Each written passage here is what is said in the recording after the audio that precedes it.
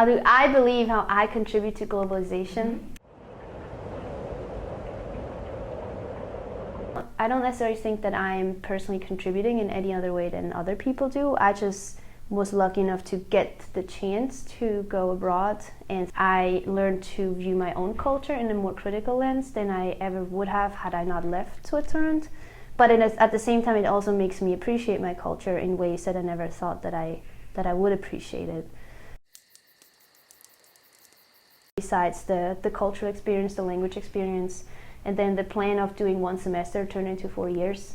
So it was more a matter of, I learned all these things once I was here, and that's what convinced me to stay.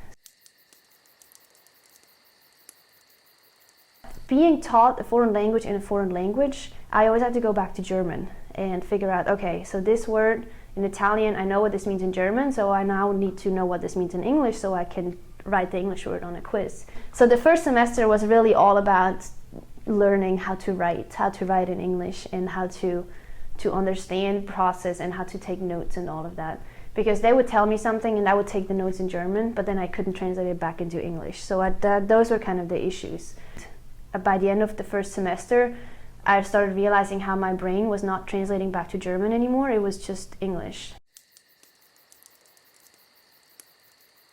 I'm struggling to get accepted into master's programs in Switzerland with a degree from the United States. So the struggle is, I think, there is applying to any school, coming here, applying with an international transcript, and now I'm applying again with an international transcript in my own country.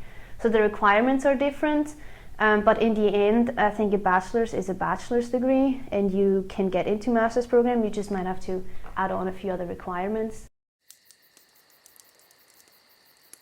I think it's going to allow me to work in a lot of different environments, international environments, and I just realized how much easier it makes it for me to kind of move around in those environments, having had that experience of being in 2 different cultures. The systems are so completely different. So many students go into the workforce after they finish middle school. There is no tutoring, there is no support center or anything, you're just on your own.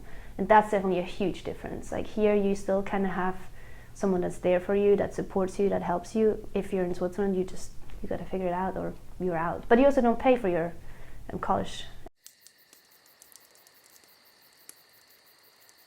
Well, education in Europe is free.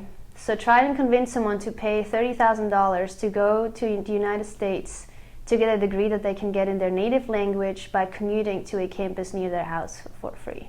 So that was definitely the biggest challenge. The great attraction is that a lot of students do see the benefit in going to study abroad, learning a different language, studying especially business, STEM, and fine and performing arts is a big draw for international students.